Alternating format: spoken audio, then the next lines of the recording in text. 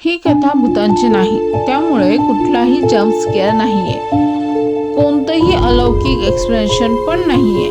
पण जर तुमच्या आयुष्यात एखादा पाळीव प्राणी असेल तर ही गोष्ट तुमच्यासाठी जरा जास्त अस्वस्थ करणारी ठरू शकते.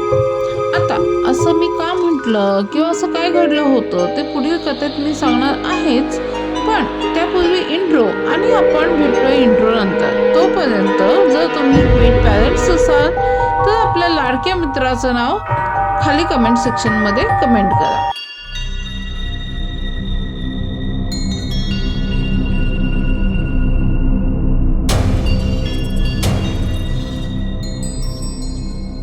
Welcome to this video. मी सावली तुमचं अगदी मनापासून स्वागत करते.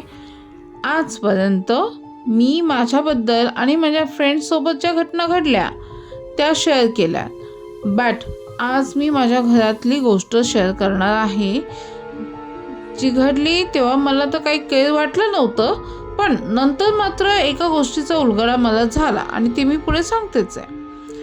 मी एकूण 4 पेट्सची पॅरेंट आहे. त्यापैकी 3 डॉग्स आहेत आणि 1 कॅट आहे. माझ्या पेटची नावं आहेत शॅडो, कॉफी, मिनी आणि जिंजर.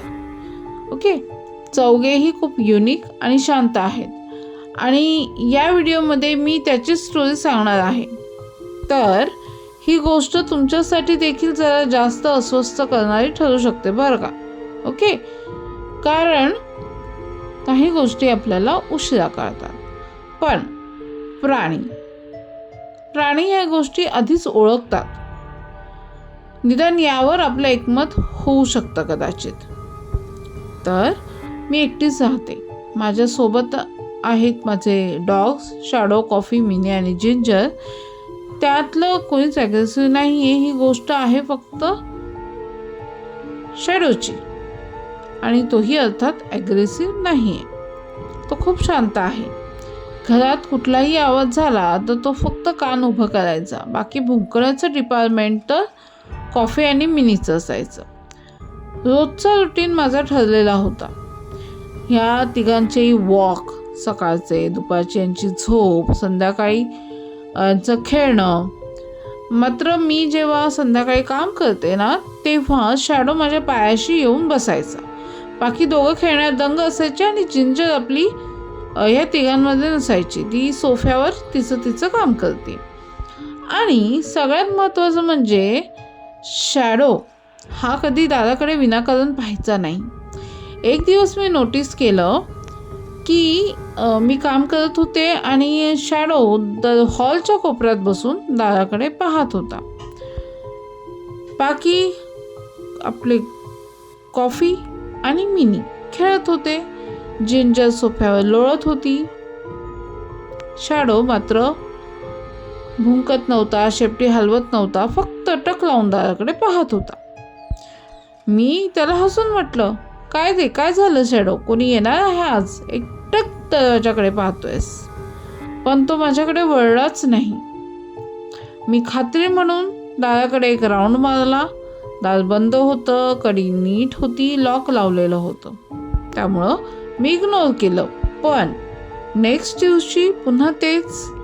अगदी त्याच वेळेला संध्याकाळी 7:30 वाजता शॅडो उठला, दाराकडे गेला आणि बसला. आता ह्यावेळी मी दार मुद्दाम उघडून पाहिलं तर कॉरिडॉर रिकामा होता. दरवाजा बंद केल्यावर शॅडो जागेवरून हललेला होता. जणू तो जे पाहत होता ना त्याच्यामध्ये त्याला डिस्टर्बन्स आला असावा. आता हळूहळू माझ्या लक्षात आलं की तो दार उघडं असताना नाही तर दार बंद असताना जास्त अस्वस्थ असायचा. कधी कधी दाराला नाक लावून श्वास घ्यायचा, जसं कोणीतरी ओळखीचं त्याला भेटलंय किंवा काहीतरी ओळखीचा वास त्याला येतोय. पण ही ॲक्शन बाकीच्यांकडून नव्हती होत, फक्त शॅडोकडून होत होती. मी स्वतःलाच म्हटलं की कुत्र्यांना आवाज जास्त ऐकू येतात, त्यामुळं कदाचित शेजारच्यांचा TV असेल किंवा लिफ्टचा आवाज असेल. पण फक्त शॅडोलाच ऐकू येतोय. कॉफी आणि मिनी या बाबतीत अनअवेअर होते टोटली. इवन आपण म्हणतो ना की कॅट्सना एनर्जी समजतात, पण जिंजर रात्री ॲक्टिव्ह असायची बऱ्याचदा. ती एकाच ठिकाणी खूप वेळ बघत बसायची, बट हे सगळं रात्री असायचं शांतता असताना. आणि त्याचं सवयीचं पण झालं होतं. पण शॅडोचं वागणं वियर्ड वाटलं, कारण तो असा कधी वागलाच नव्हता गेल्या 7 वर्षांमध्ये. एक गोष्ट मात्र माझ्या मनात तरतून बसली होती की शॅडो फक्त एका दाराकडेच पाहायचा. माझा मेन डोर 2 झडपांचा आहे आणि त्यातल्या एकाच दाराकडे तो पाहायचा. एक दिवस मी बाहेर गेले होते. साधारण अर्ध्या तासाने मी घरी परतले, तेव्हा शॅडो दाराजवळ झोपलेला होता. मी दार उघडलं तेव्हा तो डचकून उठला आणि पहिल्यांदाच माझ्या अंगावर भुंकला, जसं मी ओळखीची नाहीये. 2 सेकंदांनी तो शांत झाला, पण त्या 2 सेकंदात माझ्या पोटात भीतीने गोळा आला, कारण मला त्याच्या अशा भुंकण्याची सवय नव्हती. माझ्या हाऊस हेल्पच्या ही गोष्ट लक्षात आली असावी कदाचित. तिने देखील विचारलं की शॅडोची तब्येत ठीक आहे ना.